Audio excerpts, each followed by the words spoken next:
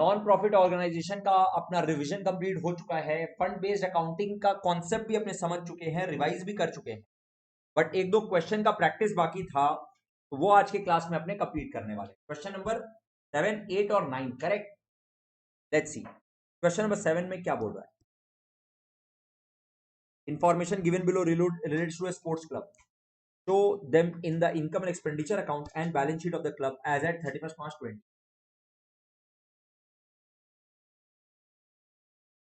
Sports fund दिया हुआ है, बैलेंस शीट में स्पोर्ट्स फंड दिखाना पड़ेगा, इन्वेस्टमेंट भी दिखाना पड़ेगा। Interest on sports fund investment आपके स्पोर्ट्स फंड में ऐड हो जाएगा। फिर डोनेशन फॉर स्पोर्ट्स फंड, ये भी स्पोर्ट्स फंड में ऐड हो जाएगा। सब्सक्रिप्शन, ये सर एक नॉर्मल इनकम है जो कि आप दिखाओगे किसमें, इनकम एक्सपेंडिचर अकाउंट के एकदम नॉर्मल सब्सक्रिप्शन में दिखाओगे। और अगर इसके साथ में इसका आउटस्टैंडिंग और एडवांस वाला डिटेल दे देगा तो एडलेस करके दिखाओ। डोनेशन लिखा है खाली और कुछ नहीं लिखा है, बोलो क्या मानोगे? नॉर्मल इनकम मानोगे, एकदम इनकम एक्सपेंडिचर अकाउंट में एकदम नॉर्मल जनरल डोनेशन मानोगे कुछ तो। फिर स्पोर्ट्स प्राइज अवॉर्डेड, ये स्पोर्ट्स फंड से माइनस होगा। एक्सपेंसेस ऑन स्पोर्ट्स इवेंट, ये भी स्पोर्ट्स फंड से माइनस होगा। जनरल फंड, ये तो general fund is just like capital fund, उसका बैलेंस दिया हुआ है। जनरल फंड इन्वेस्टमेंट, ये नॉर्मल इन्वेस्टमेंट है, ये भी असेट साइड में बस नॉर्मल इन्वेस्टमेंट दिखा देना है। और interest on general fund investment जो आएगा वो इनकम एंड एक्सपेंडिचर अकाउंट में नॉर्मल इनकम की तरह जाएगा। इसमें तो कुछ भी नहीं है, लो फटाफट से बनाओ इनकम एक्सपेंडिचर अकाउंट और बैलेंस शीट का फॉर्मेट। ये तो सबसे इजी क्वेश्चन है।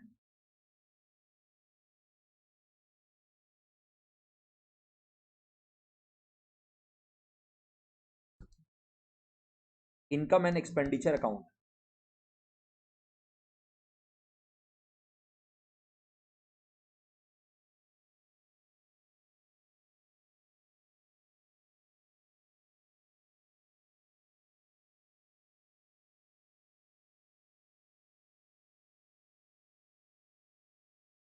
और balance sheet.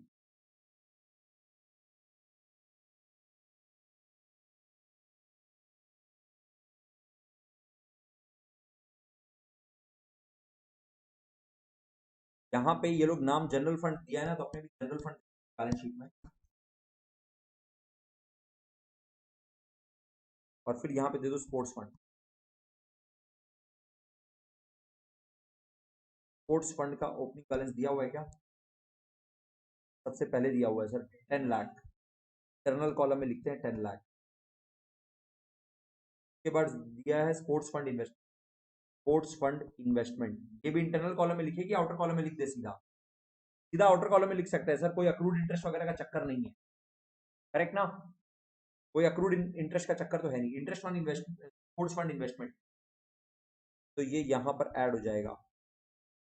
Interest on sports fund investment, interest on sports fund investment कितना है? 1 लाख। फिर बोला डोनेशन फॉर स्पोर्ट्स फंड, ये भी यहां पर ऐड हो जाएगा। Donation for sports fund 4 lakh. Normal donation, अच्छा सब्सक्रिप्शन दिया हुआ है 1 लाख और डोनेशन दिया हुआ है 50,000, ये तो नॉर्मल वाला है।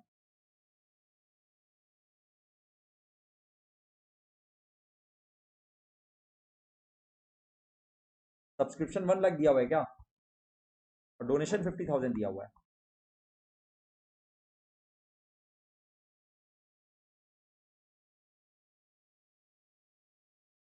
फिर स्पोर्ट्स प्राइज अवॉर्डेड 3 लाख, में से लेस कर देंगे 15 लाख में से।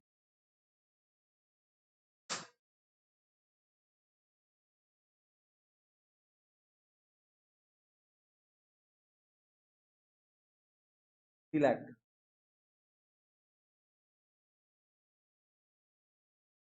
फिर expenses on sports events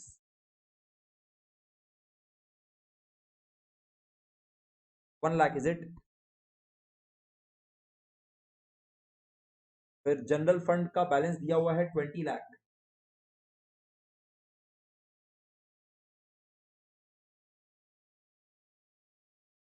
general fund investment दिया हुआ है 20 लाख।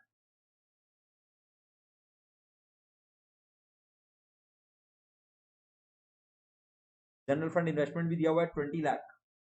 फिर interest on general fund investment दिया हुआ है 2 लाख, ये यहां जाएगा। Interest on general fund investment 2 lakh, and that is it. ये आ रहा है 11 लाख, राइट? बस और कुछ करने का जरूरत नहीं, दैट्स इट।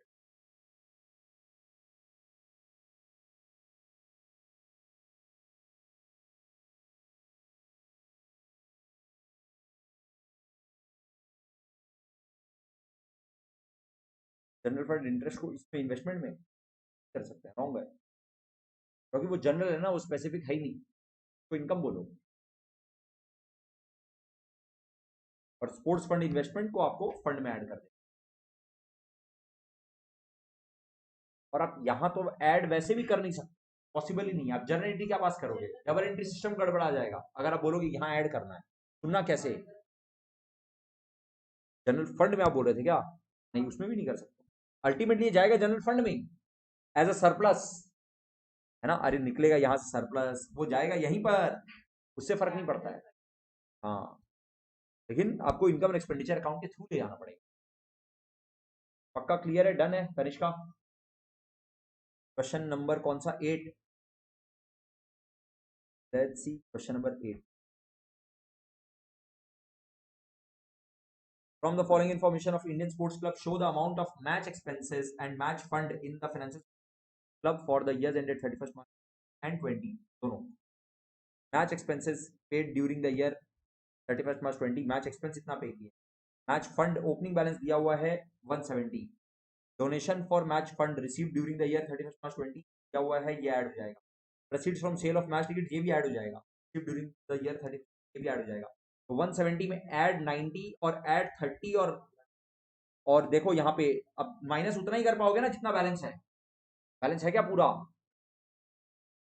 तो 290 है, आपका खर्चा ज्यादा हो गया तो 10,000 चला जाएगा। वेरी गुड, करेक्ट है। तो चलो लेट्स सी, फर्स्ट समझ में आया क्या?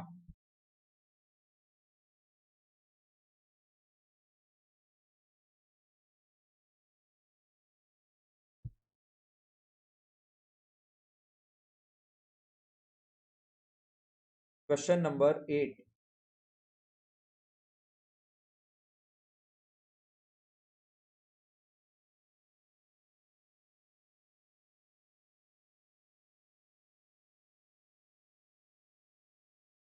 देखो बैलेंस शीट भी 31st March 19 और 20 दोनों का पूछा है। तो ऐसा करना, इनकम एंड एक्सपेंडिचर अकाउंट एकदम छोटा सा बनेगा, हम लोग को मालूम है।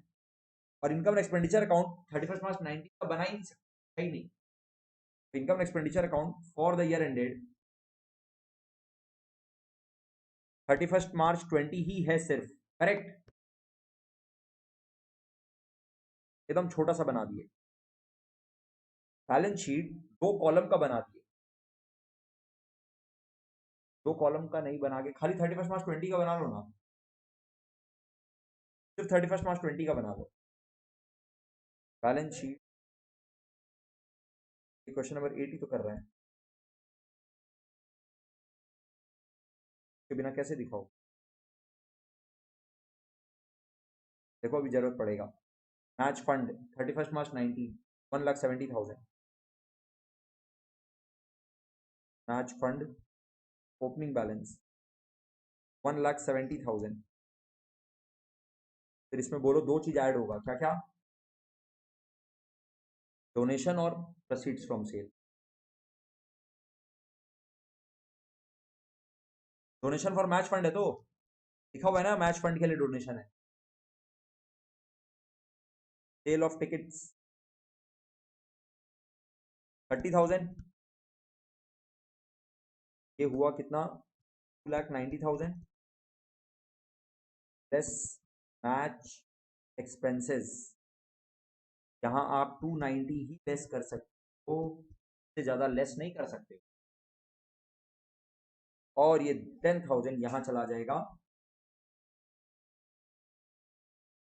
मैच एक्सपेंसेस, ब्रैकेट में लिख दो एक्सेस ऑफ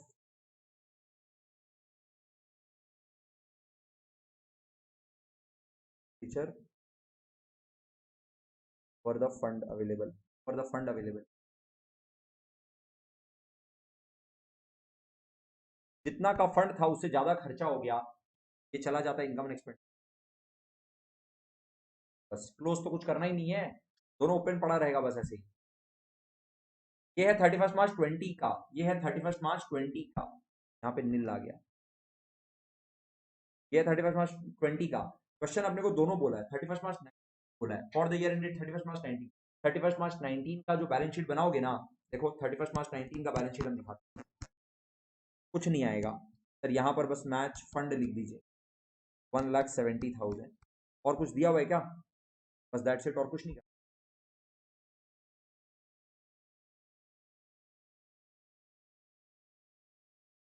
क्या, क्योंकि और कुछ कर ही नहीं सकते हो आप, इनकम एक्सपेंडिचर अकाउंट का और कोई डिटेल डिटेल कुछ नहीं दिया हुआ है। Question number 9 guys, question number 9 देखो।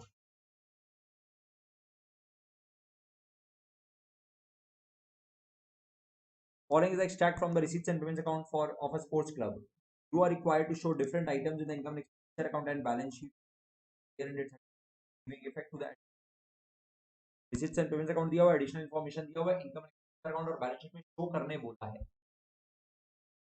अभी मेरे साथ में बोला डोनेशन फॉर पवेलियन, ये पवेलियन फंड मेंटेन हो रहा होगा उसमें ऐड कर देना। Contribution for governors party, donation, ये तो सर ये तो जनरल इनकम है, मतलब इनकम एक्सपेंडिचर अकाउंट इनकम में आ जाएगा।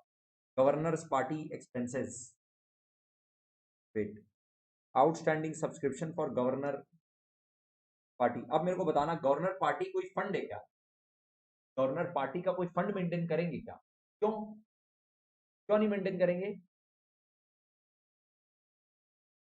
पवेलियन फंड तो बोला है, कैपिटल फंड भी बोला है, गवर्नर पार्टी के लिए सब्सक्रिप्शन आना मतलब ये बिजनेस एनपीओ का ये day to day business operation, day to day operation है गवर्नर का पार्टी, उसी के लिए सब्सक्रिप्शन आता है, गवर्नर का पार्टी करवाता है।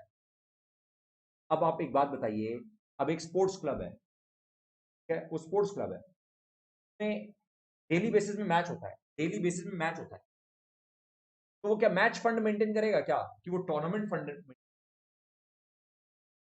फंड मेंटेन करेगा? सर अभी अभी तो हम लोग देखे स्पोर्ट्स फंड, वो टूर्नामेंट फंड की तरह है। स्पोर्ट्स फंड बोला ना, वो टूर्नामेंट फंड है, डेली बेसिस में, डेली मेंटेनेंस का, डेली बेसिस में मेंटेनेंस का खर्चा होता है, बास्केटबॉल कोर्ट का डेली का खर्चा है, तो बास्केटबॉल कोर्ट फंड मेंटेन करेगा क्या? नहीं सर, वो तो उसका डेली का काम है। उसी तरह से इस एनपीओ का देख करके समझ में आ रहा है कि गवर्नर्स पार्टी एकदम रेगुलर अकरेंस है, इसके लिए कोई अलग से फंड मेंटेन नहीं करेगा, ना कोई फंड अलग से बोला है बनाने के लिए, राइट? पवेलियन फंड बोला है, कैपिटल फंड बोला है, इसका मतलब sir contribution for governors party जो है directly income and expenditure account में इनकम में चला जाएगा, और governor party expenses directly income and expenditure account के एक्सपेंडिचर में चला जाएगा। और याद रहे, वेट करना, outstanding subscription for governor party है ना, outstanding subscription for governor party, ये भी आपका इनकम है, एक तो पहला बात तो, और दूसरा असेट में भी आएगा, एक तो इनकम में भी आएगा और दूसरा असेट में भी आएगा। मतलब कंट्रीब्यूशन में आप क्या लोगे, 2 लाख प्लस ये वाला 30,000, 30। चलो दिखाते हैं।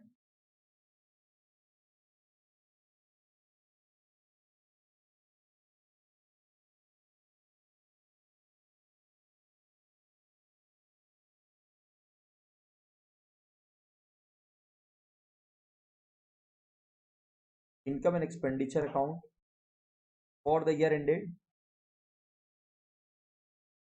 31 मार्च 20।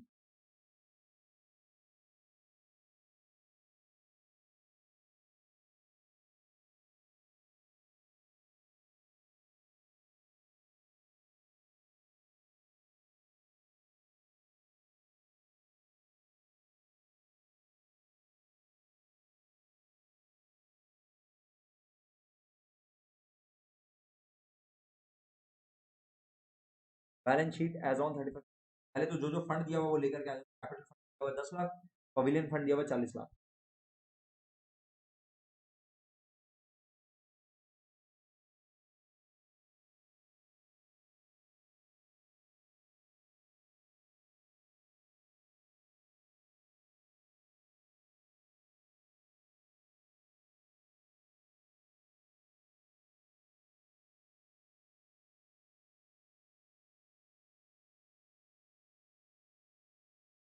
फिर अब एक एक करके इंफॉर्मेशन देख। डोनेशन फॉर पवेलियन 10 लाख,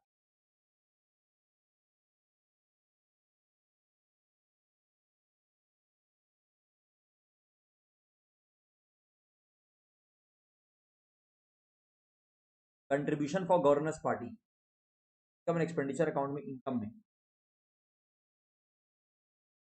या फिर मालूम आप दोनों को नेट करके भी दिखा सकते हो, पता है ये बात।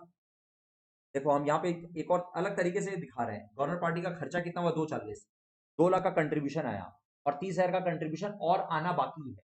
हम इसको कैसे दिखा रहे हैं, शो गाइस ध्यान से देखना। इनकम एंड एक्सपेंडिचर अकाउंट के डेबिट साइड में हम लिख रहे हैं गवर्नर पार्टी एक्सपेंसेस, यहाँ पे लिखे 2,40,000, फिर यहाँ पे लिख दिए कंट्रीब्यूशन 2 लाख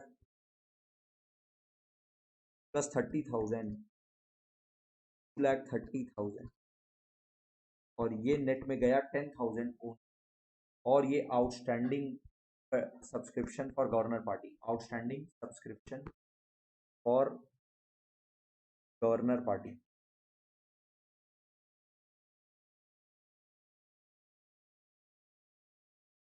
कितना बोलो तो 30,000।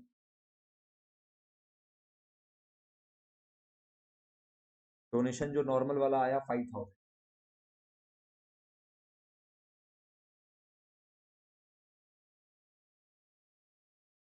गवर्नर पार्टी एक्सपेंसेस हम लोग लिखी, amount spent on pavilion, amount spent on pavilion जो 20 लाख है उसका क्या करते हैं मालूम है अपने को,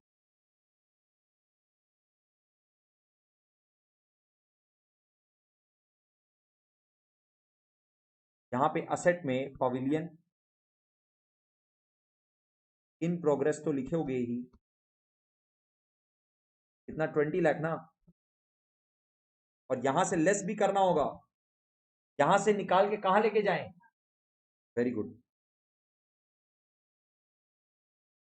ट्रांसफर टू कैपिटल फंड,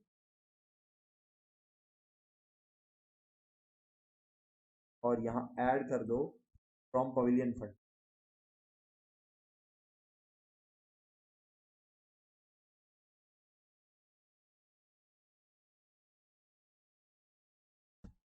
और कुछ दिया हुआ है क्या,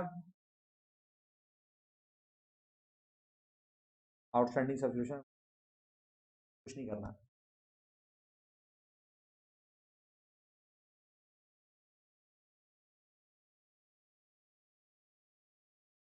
पक्का। मेन गवर्नर पार्टी वाला ही चीज था जो थोड़ा कंफर्टेबली क्लियर है क्या, नहीं तो हर बार क्या होता है कि जब भी अपने स्पेसिफिक देखते हैं तो उसका फंड बन जाता है और बनता भी है, लेकिन जहां पे आप देखोगे ना उसको सब्सक्रिप्शन में कन्वर्ट कर दिया तो आप समझ लेना सब्सक्रिप्शन रेगुलर। अगर ये डोनेशन बोलता, डोनेशन फॉर गवर्नर पार्टी, तो हम लोग समझ जाते कि ये डेली वाला चीज नहीं, स्पेसिफिक है और इसका फंड बना, ठीक है। तो नाउ आई होप अपना इस मटेरियल का सारा क्वेश्चन कंप्लीट है और रिवीजन हर तरह से आई थिंक कंप्लीट, आप लोग को अपने आप करना पड़ेगा, अपने आप थोड़ा सा प्रैक्टिस करना पड़ेगा, अच्छा अच्छा, ठीक है, चलो।